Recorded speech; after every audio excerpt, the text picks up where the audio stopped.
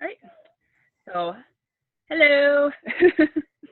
My name is Ashley Hughes. I am the owner and fur baby guardian of Blondies.buddies for babysitting and more, located in the North Metro and Twin Cities of Minnesota. I am a companion animal sitter with origins in animal rescue, background checked, multiple continuing education certifications, and a member of various community organizations. I'm kicking off my three-part summer series with a dear friend of mine, Rachel Augusta. Hello. Rachel works with animals all over the world who are sick, injured, have a terminal illness, or suffer from trauma due to previous abuse. Rachel's business was featured in a best-selling Hay House published book, Women Rocking Business. She has been interviewed by the International Animal Protection Organization in Defense of Animals, has been interviewed on numerous podcasts and radio shows, was a keynote speaker at the Women's Speak International Festival, and because of her activism, Rachel was interviewed by the New York Times, CNN, BBC, and was on the cover of People magazine. Rachel is the modern Dr. Doolittle, and she is committed to helping us keep our fur babies healthy. Welcome, Rachel, and thank you for kicking off the Blondies.buddies summer series. Thank you so much for being with us today. Thank you. When you asked me to do this, I was like, hell yeah. No, I'm super excited to be doing this today. And if you hear any noise in the background, that's just one of the fur babies here. So they're joining us. Yeah, it's called Real Life. I'm actually surprised that Sugar Pants isn't here right now, because usually whenever I'm doing something, she wants to be, for those of you listening, my cat wants to be walking all over my desk and moving things. So she'll come at some point. I'm certain of it. More the merrier. Yeah. That's what happens when you work with animals. Yes. Exactly. They're always around. Yeah. Yes. Which we love. So. Exactly. Well, cool. I'm really excited to be talking about the topics that we are going to touch on today. I think they're going to be very helpful for, not only our clients that we each have, but just anyone watching. I think that some of these things people are either curious about, or all of these things people are curious about, or they have additional questions, or may not have even occurred to them to ask these things. And so I think it'll be really enlightening. Yeah, no, this is really awesome. And it's super cool that you're offering this series to your world, and that I'll be able to share it with my world. Yeah. Great. Yeah. Well, we have some questions here, and so why don't we get down to it, if that works for you? Totally. Awesome. So we are going to be discussing a few different things as far as how we affect our animals and how we can make life better for them in our own emotions. And I know you can explain it better than I can, but one of the questions is, why is joy so important? Yeah, that's, So before I answer why joy is so important, I do want to explain to people listening that we've known for a long time that animals can smell our emotions. They smell fear. They smell all of our emotions. Animals' noses are so good, in fact, that not only can they smell our emotions, but they also can smell diabetes or cancer, different diseases on us. We know this. Humans have 10 million neuron receptors associated with smell, and a cat has 80 million, and a dog has 400 million. So this is important to know, because animals do smell our emotions. So they can smell fear, and then they can smell joy. They can smell happiness. They can smell anxiety on us. And that's really important to know. Now, it doesn't just stop there, though. Animals don't just smell our emotions. They feel them with us. A disclaimer, though, not all animals are walking around feeling your feelings with you. It's the ones that you have a deep bond with. So why is that important? Well, if an animal can smell your emotions and they can smell depression on you all the time, and they're deeply bonded with you, it's going to affect them. And there's research that came out a couple of years ago that not only do animals smell our emotions, but they feel them with us. So if you are living in a state of depression or anxiety, not only are your animals smelling this, but they're feeling it with you. And why is that important? Because if you're anxious or you're depressed and living in that state, your body creates a lot of cortisol. And cortisol leads to tumors, and tumors lead to cancer. So while this is happening in your bodies, your beloved animal companions are mirroring you, and the same is happening in their bodies. So if you live in a state of depression, your body is creating a lot of cortisol, which leads to tumors and cancer. And I'm repeating this because I really want people to get this. The same is happening with their animals. So a lot of times when I come into a house with an animal who's really sick with cancer or riddled with tumors or has something going on, it's very common that the human they've been living with has been living in a has been dealing with something emotional and hard. So to your original question, why is joy so important? Joy is so important because it can actually prevent disease. And in fact, I believe that joy is the antidote to disease, not just in us, but also in our animal companions. And for people who were like, oh my God, this is so woo-woo, joy. How could joy possibly be the freaking antidote to disease? I want to explain to everyone, I explained what fear and anxiety and stress can do to the body. It releases a chemical called cortisol, which can be highly toxic to the body. But there's other chemicals that are released when you're experiencing joy and happiness. Endorphins, serotonin, dopamine. And when those chemicals are released, your muscles relax. And when your muscles are relaxed, your blood becomes oxygenated. And with oxygenated blood, the body can absorb nutrients more efficiently from food and from medication. And when that happens, the stomach starts creating digestive enzymes, the hormones start regulating, the body detoxes, and new cell growth happens. And this is called the physiological relaxation response. And this is why if you go to the doctor with a broken arm, they're going to ask you what your pain level is. If you say 2, they're going to give you an Advil. If you say 10, they're going to prescribe you a Percocet. They're not handing out painkillers because they feel bad for you. They're trying to trigger dopamine, serotonin, endorphins. They want to trigger this relaxation response, this joy, this man-made joy in your body to get you to heal, because you can't heal if you're in pain. Right. So going back to your question, why is joy so important?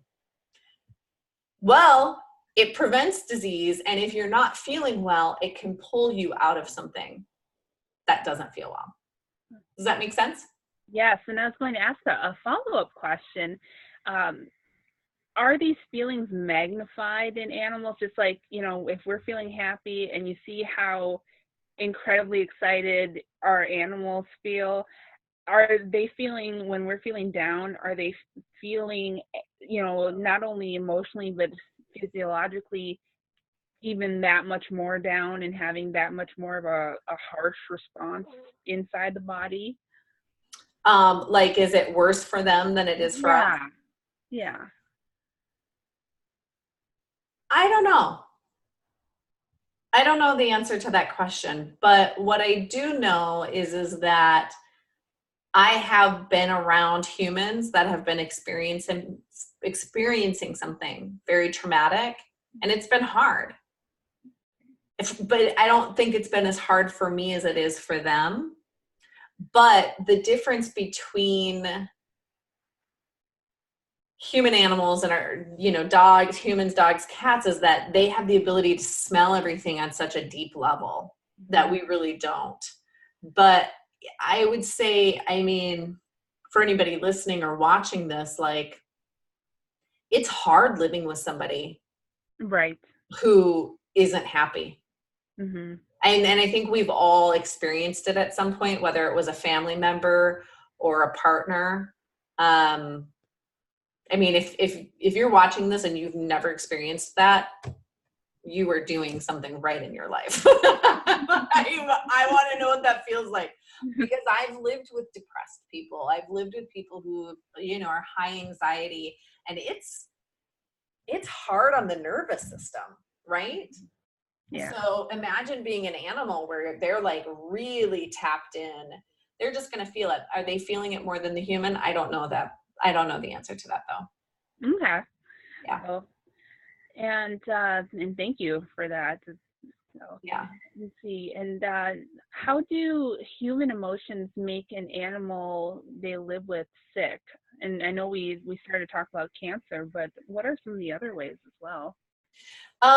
You know, you think about just cortisol in general. So if human emotions are toxic, negative human emotions are toxic to us, they're toxic to our animals because of the cortisol release. So cortisol inflames the body.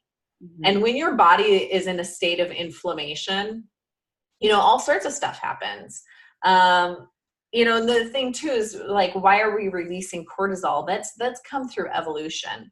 Like, we would get stressed, and then, you know, we could have this cortisol release so that we could run really fast to get away from the, you know, the woolly mammoths, and then, you know, get the sugar in our body because we're hungry because we just ran 30 miles. Right. We're not doing that. That's not actually true. Humans fall into fight or flight very easily. Facebook, you see a post that you don't like and you're going to go into fight or flight, you know? But you know, so cortisol, however, cortisol causes a lot of disease. I mean, it can make arthritis worse. It can, I would say a lot of the diseases in the body come from inflammation. And so it's going to affect it in a lot of different ways. And a lot of the ones that you're naming, you know, a lot of our furry friends, our fur kids, they suffer from. So Totally. Cancer, arthritis, yeah, kidneys stuff. I mean, really all of it. It's like, it's very tied together. And then, you know, you think, well, maybe the cortisol didn't necessarily cause this disease, but the stress is not making the disease better. It's making it worse. You know, you think to that physiological relaxation response, you know, a lot of times people ask me, like, how, you know, because what I do is I get the brain and the body to work together to build up the immune system, which is how I end up putting a lot of animals into remission with cancer and various diseases. Well, how is that? We get the body to relax, because when the body is relaxed, that's when the magic happens. That's when the body starts working with itself and not against itself. And this is why, again, if you go to the doctor, they're going to prescribe you these things to make you feel better. The problem is those medicines come with a side effect. Right. You know, you don't want to be taking Advil all the time. You don't want to be on Percocet. You know, you think about just humans that are in rehab facilities. A lot of humans that go through rehab or have addiction issues, it started off with their body being in pain. They're addicted to painkillers. They were maybe in a bad car accident, or, you know, injured themselves on the job. Their doctor prescribed a painkiller. The painkiller is what, you know, released the endorphins, but then they ended up becoming addicted to it. So we want to be really careful with that. And that's why finding alternative painkillers, I think, is really important. And this is why actually CBD oils are all the craze right now. Mm-hmm. You know, if you know, CBD oils, people are giving them to their animals for arthritis, for cancer, because they want that painkiller to release the endorphins to trigger the physiological relaxation response. But you don't want all the side effects that can come along with, you know, Western medicine. Mm-hmm. Yeah. Oh, I know that the CBD oils, so many of my furry clients have started to use them with great results. And it's such a change from even a few years ago where many fur kids were on medications, whereas now they're turning to the more alternative medicines and seeing just fantastic results. Totally. And the thing is it's like, if somebody's in a lot of pain, by all means, give them the freaking painkillers, like I was working with a cat who was hit by a car. His pelvis was crushed, and, they prescribed him morphine. Yes, he needs morphine right now. CBD actually isn't enough. And, and I had this conversation, helping talk my client through this, because she was like, the fear of morphine, but you got to outweigh the pros and cons. Like, what are we trying to do right now? He's just out of surgery. Let's give him morphine for a couple of days, and then we can switch him to CBDs.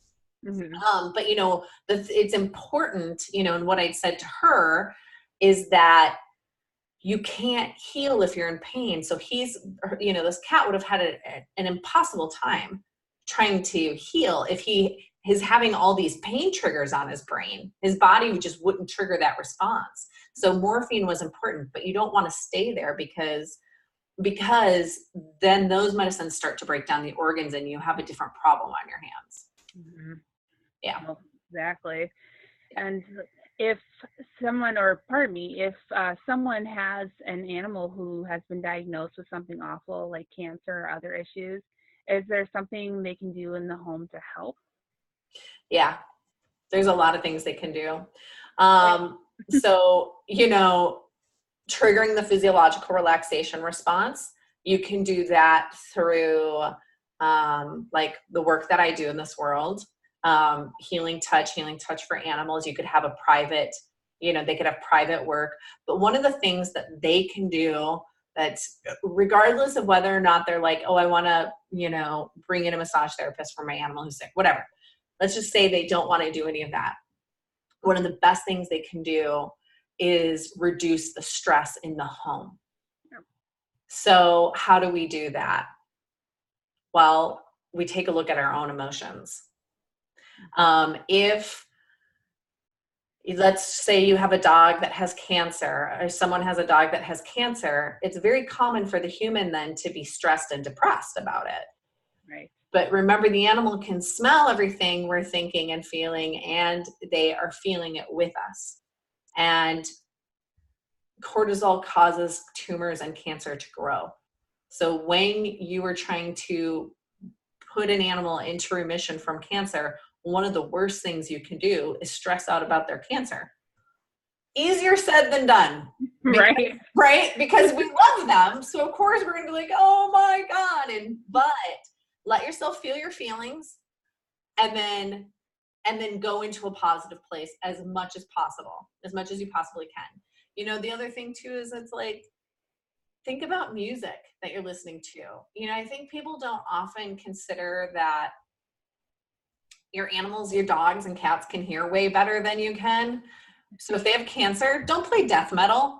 Like, it's too much. It seems obvious, but it's like, I'll go into houses where I'm like, wow, this is stressful for me. Like, my nervous system is a wreck being in this house. Your dog can hear so much better than you, and they have cancer. We're trying to trigger this, physiological relaxation response. What are you doing listening to like screamo? This is crazy. This is hard. And so I always say, listen to really soft, relaxing music that your animals would really enjoy. And have it on really, really low. And it makes a huge difference. Something else they can do. So we talked about emotions, and I always say to people, like, get the stinky stuff out of your house. But I'm not just talking, I'm talking about human emotions, the stinky emotions out of your house, but then get the stinky stuff out of your house. There's a great documentary called Stink. It's on Netflix and in other places that people can watch. And it talks about just how toxic fragrance is. Yeah. Fragrance, man-made fragrance, is so toxic, not just to our beloved animal companions, but to us as well. the thing is I think it's more toxic to them than it is to us because of their ability to smell. So going back to the neuron receptors in the brain, let's just talk about those for a second and what they do. So humans have 10 million neuron receptors associated with smell. A cat has 80 million. A dog has 400 million. When we smell something, it goes into our olfactory bulb where those neuron receptors are, and they start to trigger our nervous system. So if you are smelling something that's toxic, it's going into your brain and it's triggering and misfiring and doing all sorts of crazy things to your nervous system. The same is true with your animals.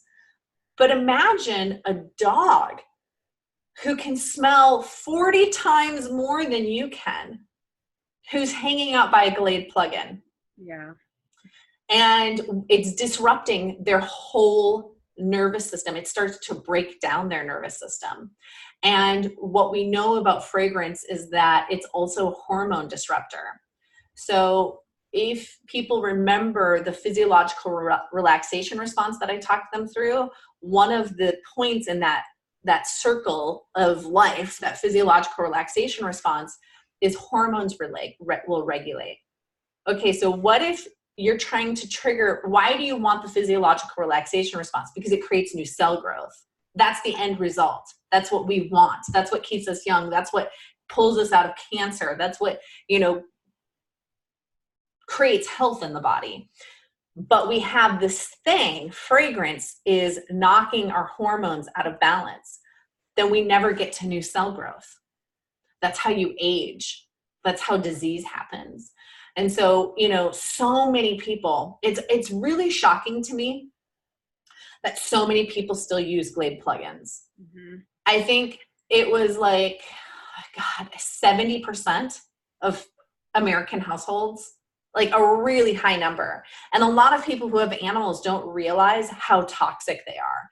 They're so toxic, and they're at the level, at the cat or dog's level, plugged into the wall. And so you have Glade plugins. Whenever I go into a house and an animal is really, really super sick, it is very common that there are Glade plugins, there's scented candles being burned, and incense. And I would name potpourri, but potpourri isn't super common anymore, but I still do see it. And the reason why is people want their houses to smell good. You got to find a better way. Yeah. I understand that people want their houses to smell good, and that's actually why I use therapeutic essential oils. And I say therapeutic, I'm not just buying oils on Amazon or at Walmart. I use Young Living because they're safe to use around animals. They're actually the only company that's safe to use around animals. But getting the stinky stuff out of your house. So like I said, the scented candles. And this is another thing that people don't realize about candles in general. The wicks are commonly made with lead.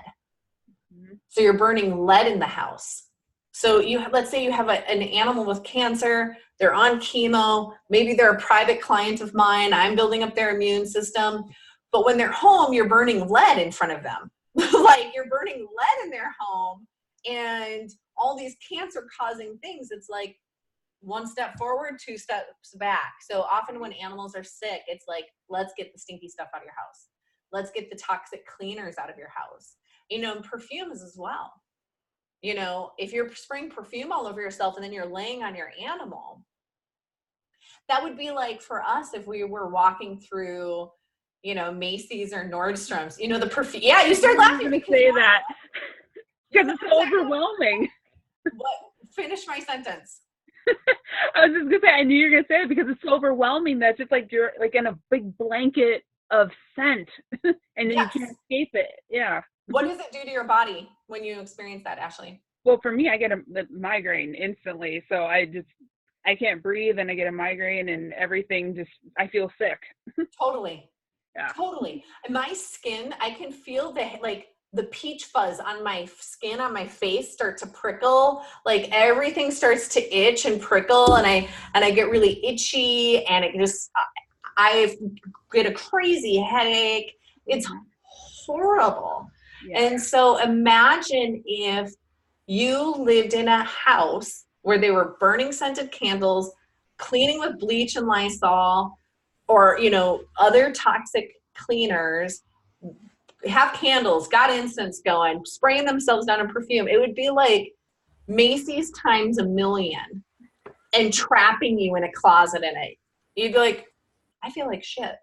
Hope I can swear. But yeah, I feel terrible, you know, and then your animals end up with cancer. And it's like, yeah, they're tying a ton of cancers to this. You know, Western medicine, which, you know, we've known for a long time, but now a lot of veterinarians and Western medicine are like, yeah, it's what's causing all these diseases in our animals. So that was kind of a long answer, and I'll sum it up for people. Some of the best things you can do for your animals when they're sick is create a relaxed environment for them through your emotions and just through setting, you know, play soft music, open the windows, be happy, and get the stinky stuff out of your house. Yeah. Yeah. Oh, I love that. So, yeah. And I will say, whenever I've listened to my awful music, I always turned it way down. I knew, I was like, they don't want to hear this. They're like, this is horrible. Yeah, you know, my ex used to listen to a lot of, I don't even know what it would have been, like not even death rock. Like it was the most intense, like painful, horrible music ever. I make him listen to it with his headphones. And my cat, Holly, at the time, she couldn't even take his headphones. She would walk by and hiss with his headphones, and I'd be like, that's right. You tell him that music is horrible. We can hear it through your headphones. Yeah, it's stressful. Yeah, it is. It's too much. It's too much. So yeah. And I mean, if people want to go down this rabbit hole, there was a book written by a Japanese scientist called The Hidden Messages in Water. And he was able to prove that water crystals change with music. Well, we're made mostly out of water.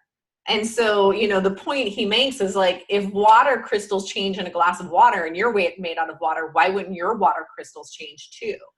And so I always think about that when I'm in a state of healing or want to heal out. I always put on really relaxing, good music. And classical actually was what he recommended for creating the most beautiful water crystals, whereas like death metal actually deformed water crystals.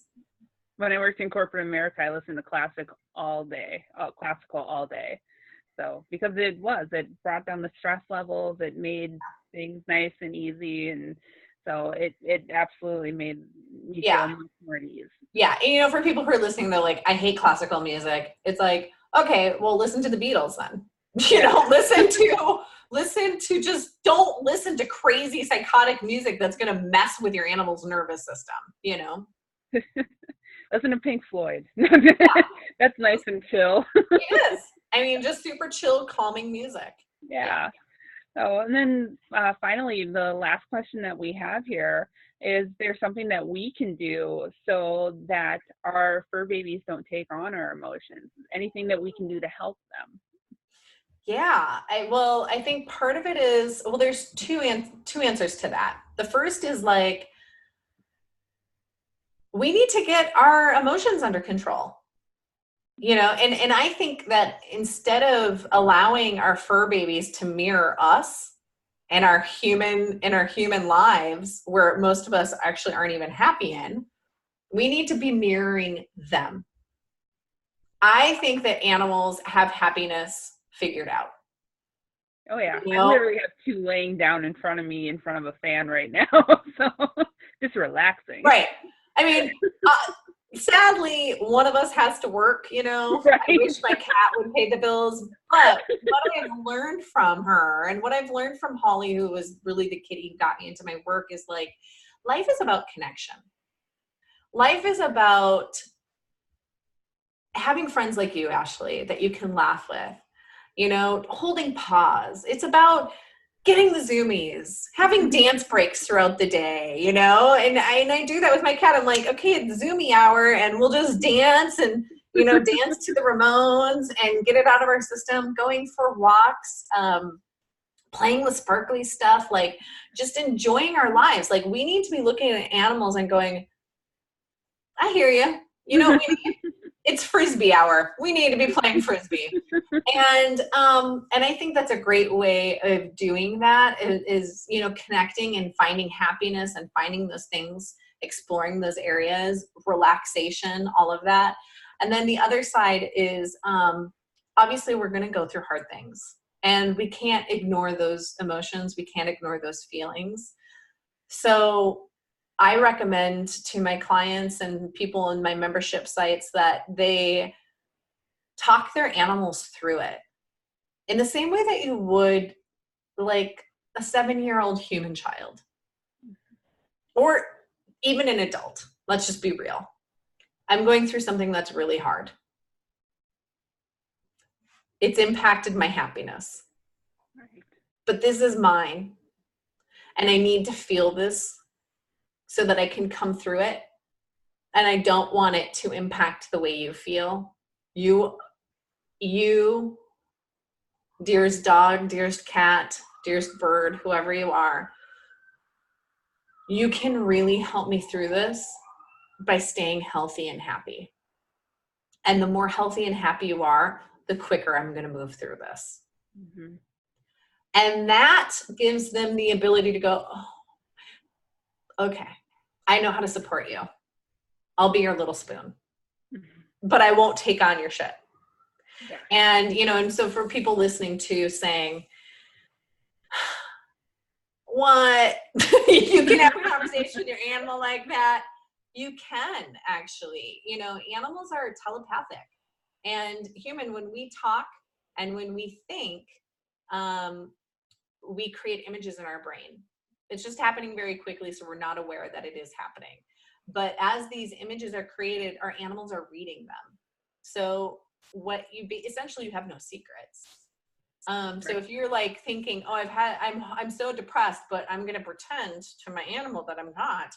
They can smell that on you. They can feel that on you. They're reading the images in your brain. So you can say to them, I am going through this, but I love that you are healthy and that you are happy. And this is mine. So keep being that, and it's going to help me move through this. And they get it. They just get it. And, you know, and then it's important to move through it, like not fall into that deep space. And, you know, Ashley, we had talked like, well, you and I talked quite a bit, yeah. But like you've watched Sugar Pants, like my baby, and I really trust you with her. And I love that you were with her. And the reason why, and I've recommended you to people, and this is why I recommend you, and this is why I love you as a babysitter, and I call you a babysitter, is that you connect with them and you play with them.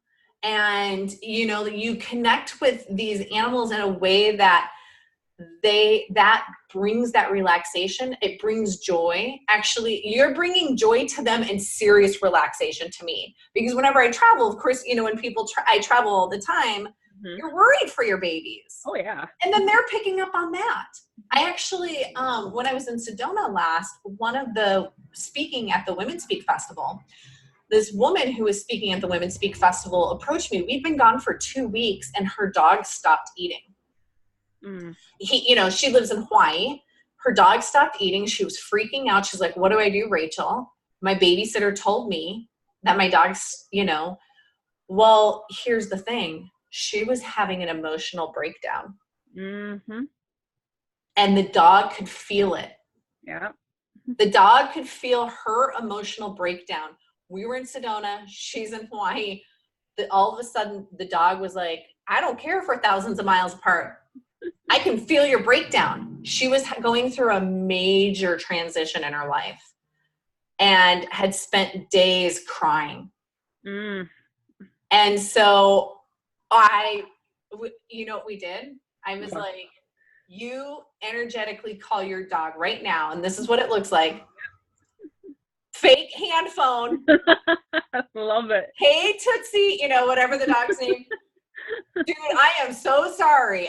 You are feeling my stress, and I am so sorry that you are feeling this. I'm going through this thing, but I'm supported by all the women I'm with right now.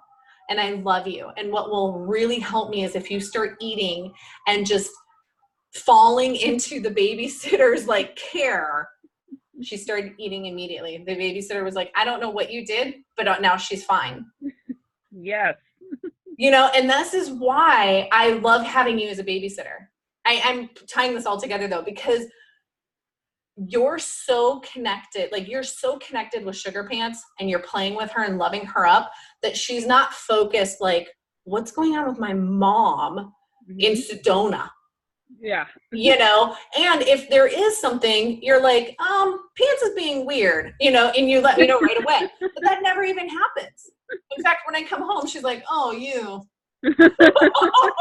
Oh, you. Well, I've been playing zoomies and sparkly stuff way more with Ashley than you.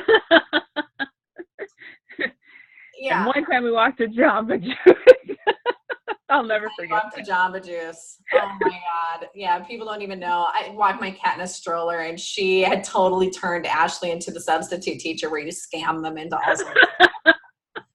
That was some pure craziness. But, you know, that's the thing is people just, you know, I think people understand that our animals are connected, but they don't realize how deeply, and they don't realize that separation of thousands of miles is irrelevant. So you can't hide it. Nope. They're going to feel it. They're going to know it. They're going to smell it. They're deeply connected to us.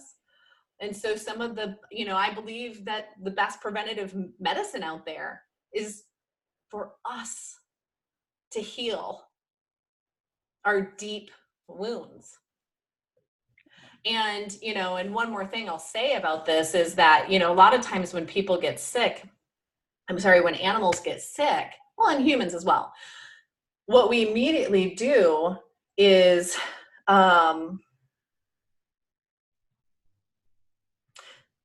we stop living our lives. We let the fear take over, or we stop letting our animals live their lives. Mm-hmm. We want to wrap them in like bubble wrap, like, oh God, you were diagnosed with cancer, so now you can't leave the closet because I'm trying to keep you safe. Mm-hmm. But some of the best things they can do for their animals is by bringing joy to their animal. You know, like letting them play outside, letting them go, you know, like play is so important to health. And it's like will to live. Yeah. You know, it's the people who, when they get, you know, the humans, when they get diagnosed with a scary disease, the humans that are like, well, I'm dying. And so now I'm just going to lay here. They die fairly quickly. Oh, yeah. The humans that are like, oh my God, but I haven't been to meet Machu Picchu. I'm going to start drinking 2 bottles of wine because it's fun. I'm going to, you know, 2 bottles of wine a day. I'm going to do this. I'm going to do that. I got this stuff to do. They end up going into remission. Yeah. And the same is true with our animals. And that is the power of joy. And that's the power of play. And it's why, you know, having somebody play with them is so important to their health. One more thing, and you're probably like, Rachel, wrap up. One more thing. I actually wrapped up with a client today who, her cat and her dog have been sick. And we were talking, I did sessions with both of them. I do remote sessions. And she said, well, the thing is that while I'm at work all day long, they get sad and depressed. And then when I come back and I'm home during the weekend, they perk back up and they look really good and they feel good because I'm here with them. Because they get lonely during the day and it impacts their health. It does. Yeah. So I'm all for babysitters. It's nice to have someone. Again soon. What? Yeah, it's nice to have someone. Sorry, I didn't mean to interrupt. Yeah. It's nice to have someone such as myself drop in midday. This is what I do for a number of clients. Pop in midday, say hi to them. You know, the ones who need feeding, I feed them. I let them out. I play with them. I cuddle with them. I snuggle with them. And, you know, their parents tell me how much of a difference it really does make in not only how happy they are, but just their overall demeanor, how they can be more calm.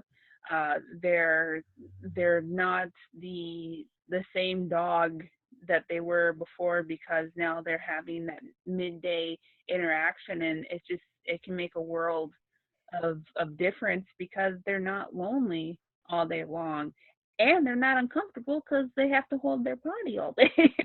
Totally. And so the humans are like noticing, oh wow, they're noticing the emotional side, the Yeah, emotional impact that this is having.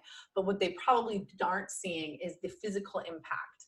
right. Because when you think about cortisol, and going back to cortisol, a lot of it's super harmful to the body. Yeah. So if it's stressful for animals to be alone all day long, that's going to create cortisol in their bodies, Hmm. which leads to disease.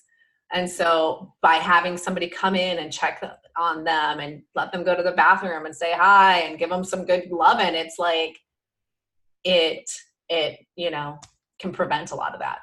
Yeah. Super important. Oh, absolutely. Yeah.